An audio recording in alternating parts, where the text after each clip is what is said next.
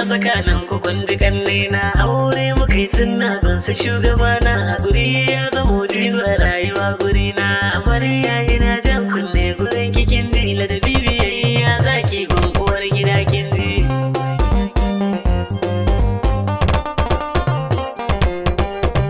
so da kauna an gona shi ne na zaba kaga babu tun canjawa sannan a zuciyata ka zamo madubi wanda ni nake dubawa mai gida taho an gona dan uwana kai kaɗai nake dubawa kaji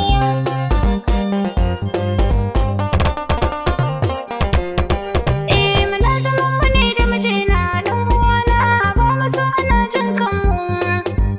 shekaru suna shuɗewa tun a baya babu wanda ke gane mu ƙarin aure yau ya shigo tsakaninmu ana shirin a yau a jikanmu kaji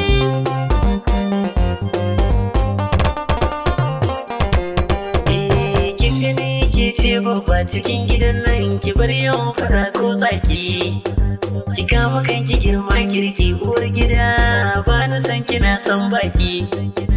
ki yo zama zaman auren ki ke da kanwar ki ku bar yawa na cacar baki kun ji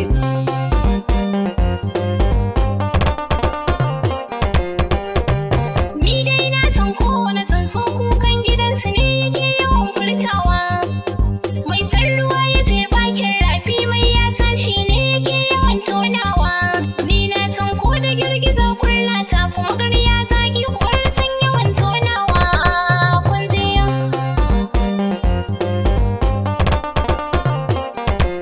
cin dan koyo har da ma fasa kaza bar bela shan waye ya kai kilayin manya mai shuka ke sanyin noma har ma zuwa gaba ya ce ya fiɗe manya a kasa maki ko a kashe ta walla Allah abin nan yana ban kunya kin ji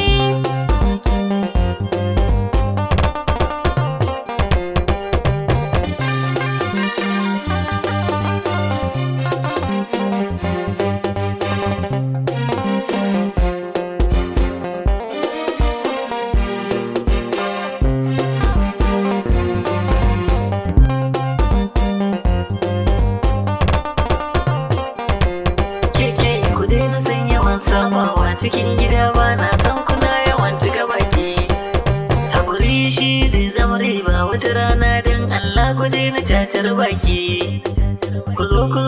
mu haɗe kawunan mu mata na karma ga wata su jikan mu kun ji